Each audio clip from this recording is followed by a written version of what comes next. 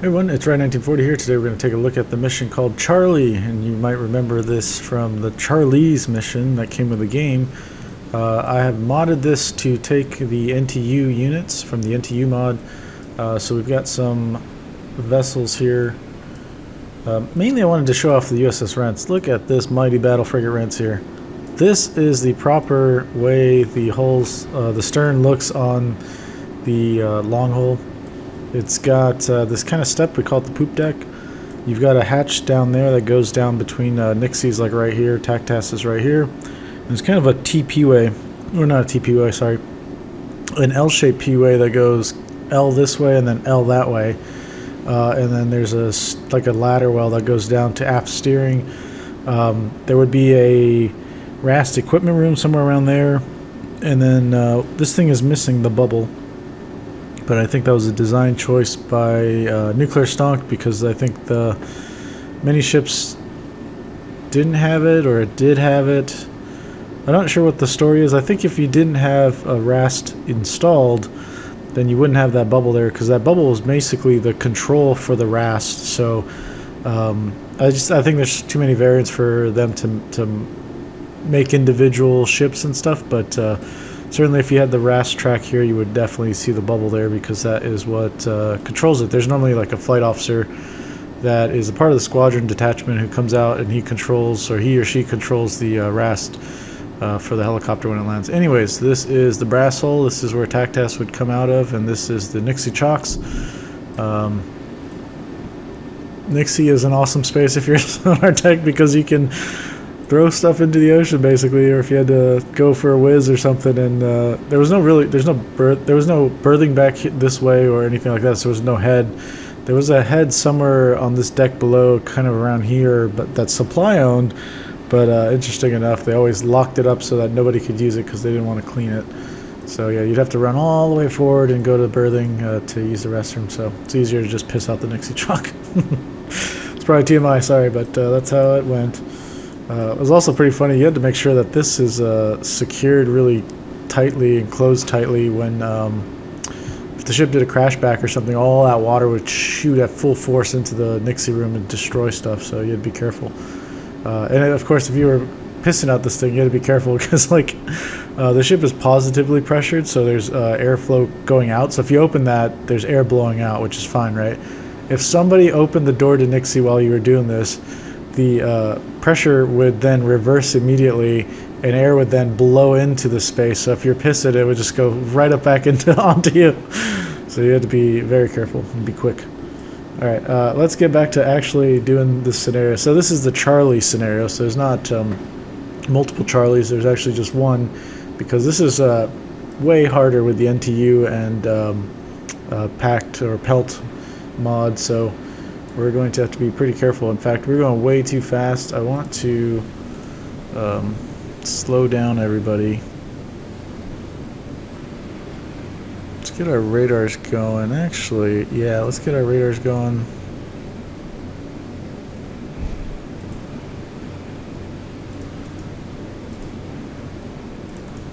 Let's request people identify themselves. So in the game, if you did this and say if that was a hostile track, they would just basically open fire at you, because they know exactly where you're at. These guys are not responding. Does not respond. Well, 524 knots at 22,000 feet. Going outbound, not really showing any intent to engage us or anything, so we're just going to assume that's a neutral ship, or a neutral aircraft, sorry.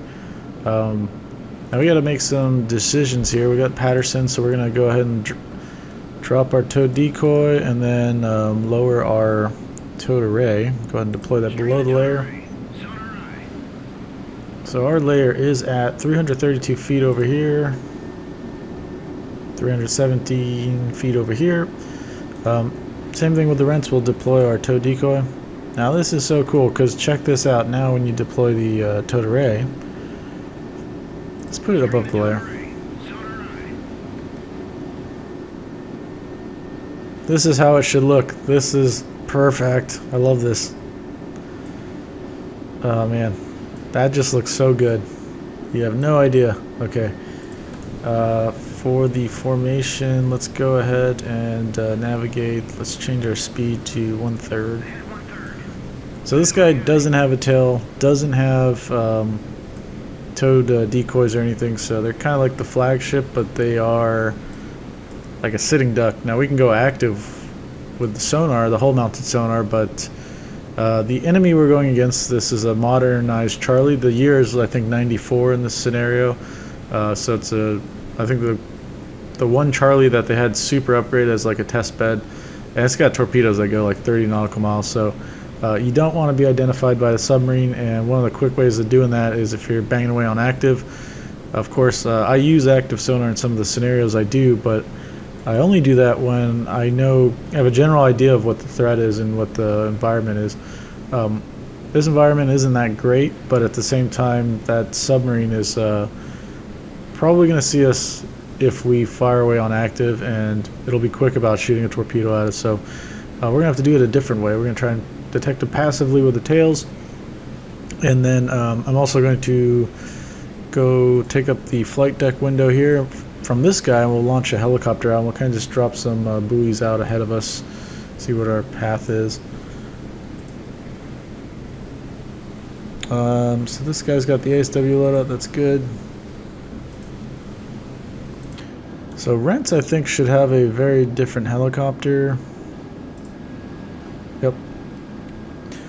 So for the NTU mod, Nuclear Stonk wants to kind of maybe in the future have like an SH-60. Either the game will get that eventually on its own, or they will get a model and import it into the game in the mod. Until then, there's this SH-3J, which is kind of a stand-in as an SH-60. So it's got some cool things to it, so we'll take a look. We want to do... Okay, we got 2 Mod 5 Mark 46s, and then 6 VLADs, die-cast die-fars. We got 24 die-fars. Okay, so we'll do this one. Yeah, we can launch that, I guess.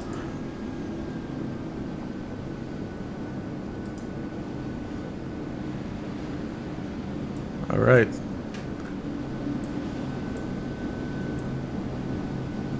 That's kind of crazy because obviously the SH-3 is so tall. It's just scraping the edge there, going right through it. But this is just a placeholder in the future. Hopefully we get SH-60s in game naturally or natively. But if not, hopefully we get a mod that brings them in without using sea anchor or anchor chain and sea lifter. But yeah, this one is cool because we got VLAD sonobuoys, and so you kind of get like a deeper, wider search area with the VLADs versus the die-fars. So you would want to use those to kind of do a wider area search, and hopefully you get lucky. And then from there you can like pinpoint a target with die-fars getting closer to it. And then obviously die-casts will bang away on active, so they'll know what's going on. And but you'll get obviously the accurate position from your sonar pings coming from that sonobuoy. So we'll try the die-fars out, or the VLADs out. That'll be really neat, because that'll be the first time we ever did that in a scenario. And this thing is still paying out, and it does take a long time in real life. When this is coming back, you have to like hand wipe this thing. There's water blowing on it, and you gotta get some hands on it with towels and rags and wipe it up, because you don't want the salt water to stick to it while it's sitting on the winch or the drum. It's not really good. Alright, SH2's up, so I want to get this this guy to go ahead and go investigate him.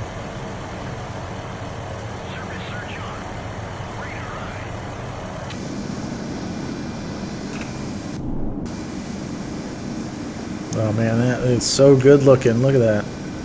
A long hull. I'm so happy, you have no idea. This is so good. Alright, so go ahead and take this guy.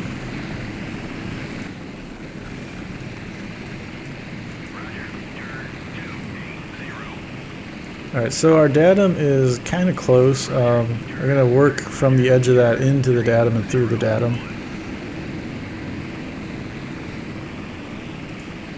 And I'll probably drop one here. Well, maybe like in there so we can capture some range around it. Not if we were to put it here, we'd be capturing outside the datum. And you know, assuming the submarine's somewhere in here, it's kind of a waste of like half that detection range, right? Let's do this.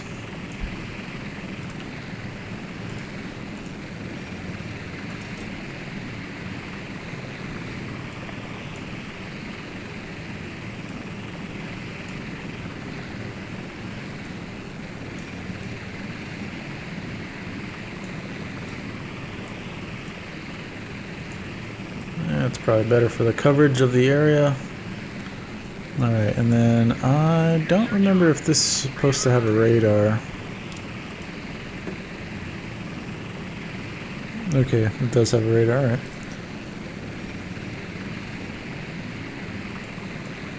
Okay, so we've got the merchant detected there. That's good. We'll send the SH-2s going out for that guy. Direct control. I never know how this happens.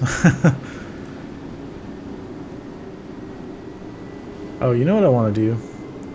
I do want to get the Rentz to... We'll have him flank this way, and we'll have Peterson flank this way. Hopefully we'll get a better kind of look along the array. If you can imagine, say if the Peterson's going this way, the array's going this way, like right behind it, so it's seeing more along the sides. To get a better look into the target area that we're interested in. Fox is just going to be Fox. It's not going to do much. It's just going to sit there. If anything, it's contributing with its, what do we got here? 16 Mark 46s, so we can rearm from them if we need, but Rentz has got plenty. Yep, 16 as well, and then Peterson's got 16 Mark 50s. Oh, nice. That's very nice. Does that mean... I'm curious about this now. Oh, yeah. So if I was to launch a helicopter from here, what would be their loadout?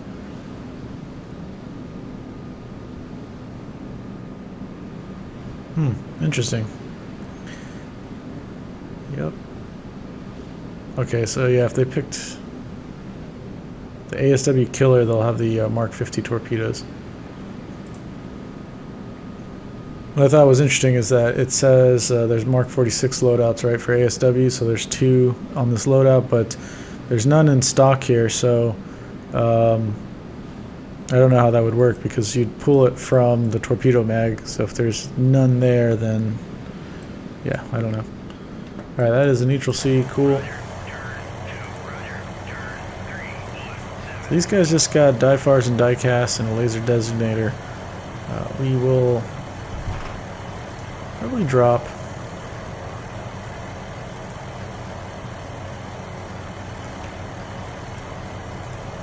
We'll do a barrier against.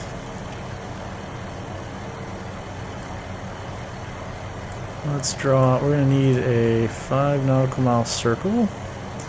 Now, this, like I always say, it doesn't necessarily mean that we're going to get detection within 5 nautical miles. It's just a way. Okay, let's pull this guy over.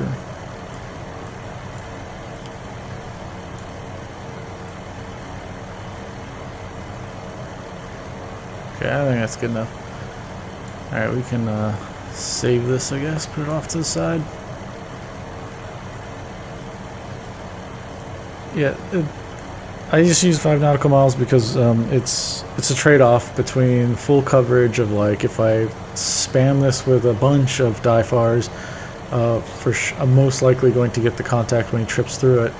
But if I want to preserve my sonobuoys, and you should always try to preserve them because you don't know how the engagement's going to go, then you would want to space them out, and then you're hoping that the contact movement across it or near it or whatever, you know, say if they're going towards the Rentz, they might, in one circumstance, they might go through completely down, straight down the middle between them, and we don't get contact, and, you know, it's whatever, that's the name of the game.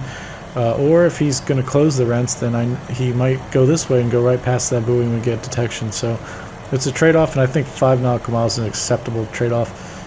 If you're closing it within, like, say, I don't know, spacing them out 1.5, 2 nautical miles. That's a little too tight. You're going to waste a lot of buoys. And then you've wasted a bunch for, say if you had 6 buoys over here and they're super tight space, but the contact passes through here, you've wasted so many sonar buoys doing that, right? So that's the trade-off you've got to make. Right now it doesn't quite matter, but in the future it will matter. There will be buoy counts and stuff like that, so you're going to want to preserve them. Okay, so we're getting to the point now where Griffin 1 is going to start dropping VLADs. Sweet.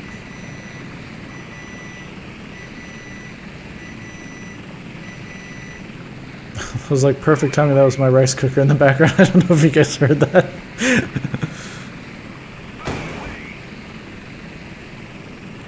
Alright, so this is the, there we go.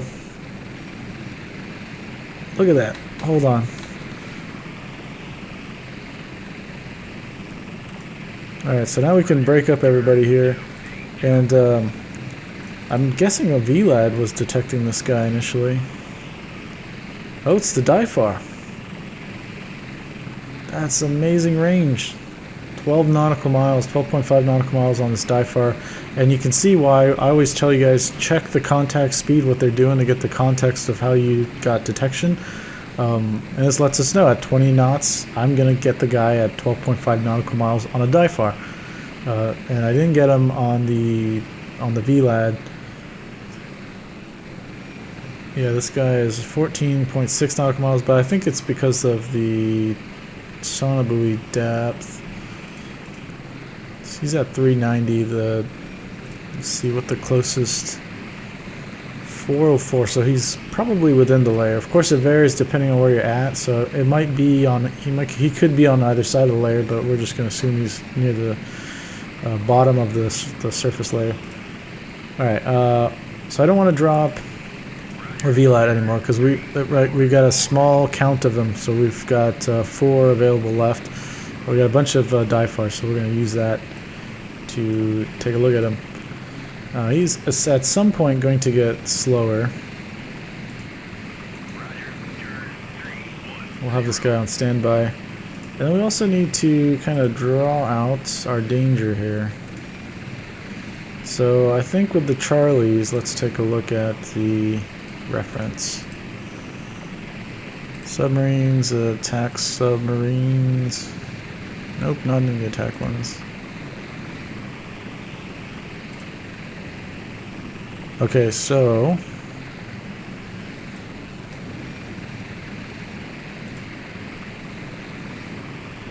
this is the 1990 version, and their torpedoes are, is it this UGS-2 one, 30 nautical miles, anti-submarine and anti-surface. So we want to stay out of that bubble, and it's probably really evident now why he was accelerating so much. If you can see, his course is kind of lined up this way. So we're going to want to ensure that Fox goes down this way, Peterson turns away, gets out of this bubble, and we're going to want them to go flank.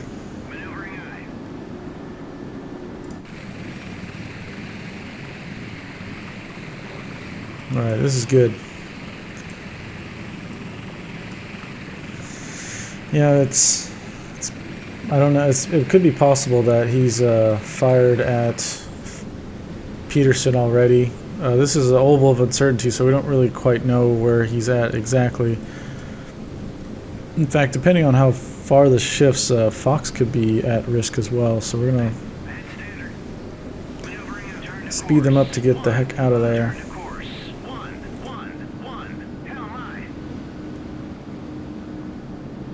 At the moment, we don't have any ship-based weapons that can reach out and touch him. We have our over-the-side torpedoes and the ASROC, but our helicopters are going to be the ones that will take care of this dude.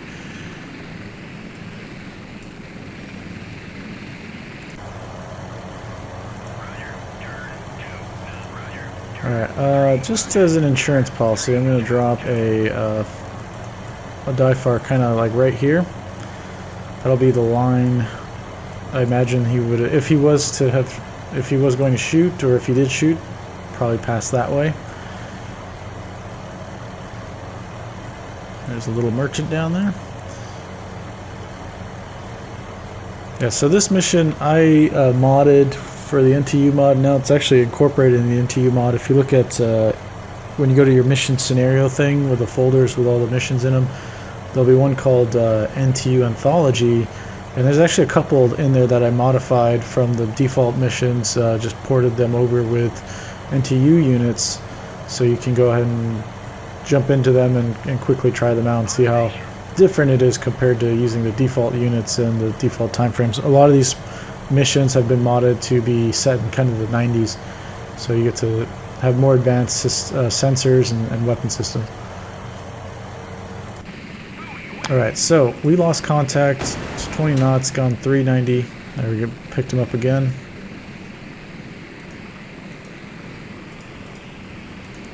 He is not classified yet, but it's definitely a Charlie or a Victor.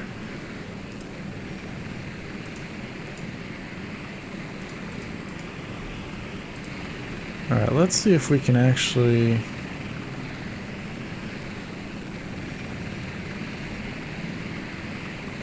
let's get a ping on him.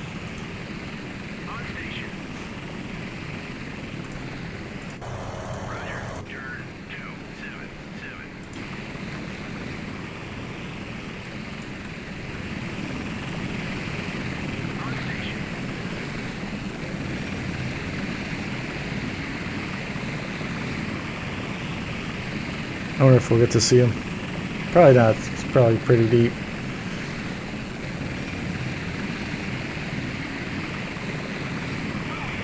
Sweet.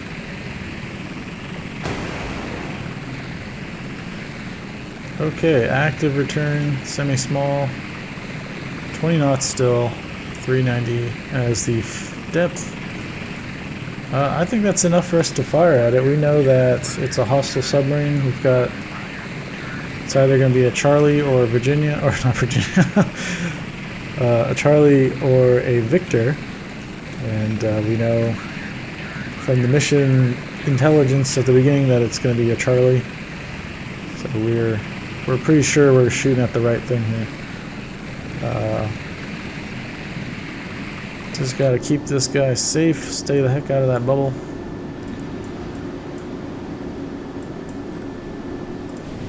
This guy's gonna actually need to speed up. There we go.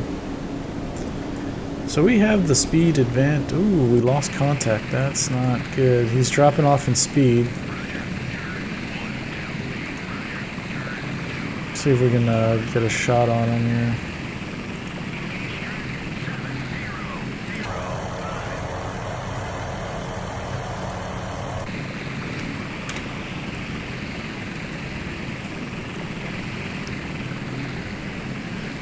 You know what I didn't do, and I always forget with weapons drops these days, is we gotta set the depth.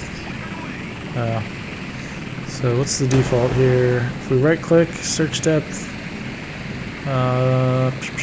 So we're thinking he is... let's take a look. I think he was right above the boundary layer, so... that was based on where our ships were seeing the layer, so it's possible over here it's a little different, so it could be out of the layer or underneath it.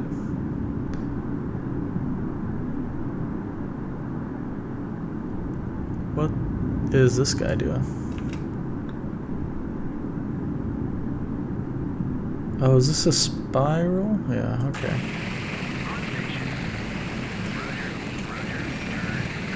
Alright, we got a bunch of DIFAR, so we're going to plop one right down on his last known.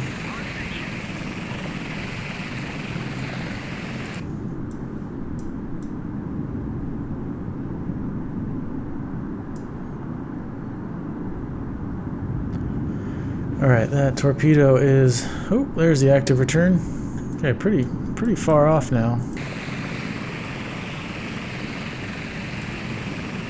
So we're detecting him on active, just super close. 0.2 nautical miles, faded off already.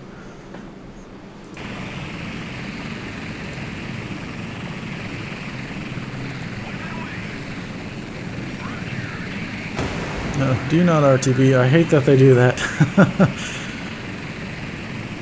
they've got so many buoys to still use. It's not good to let them RTB like that.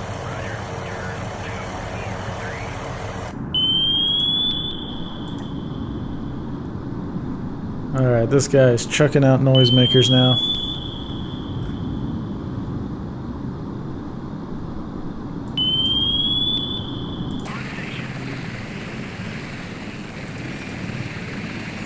knots, 15 knots, they're starting to accelerate, 16 knots, 17. Ooh, this is good.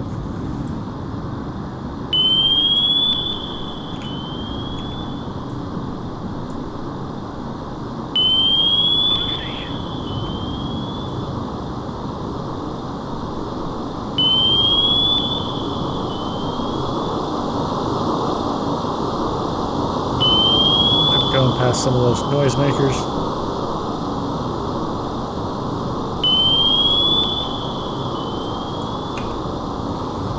Alright. So that torpedo is coming around and it's about to get pinched by both of these torpedoes, hopefully. Oh yeah, that's target acquired, baby.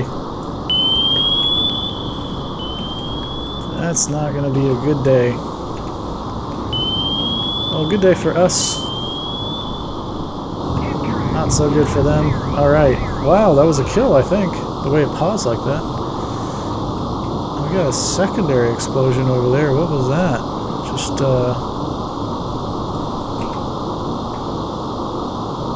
no way. Did they both hit at the same time like that? That is freaking cool.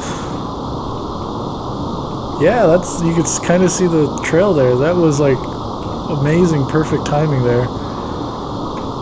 Wow, I've never seen that. Oh, well done, Commander. Enemy forces are destroyed. Good job. So we did it. Oh, that's so cool.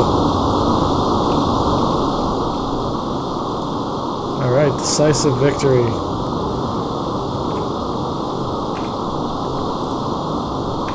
Let's get out of that. I just want to...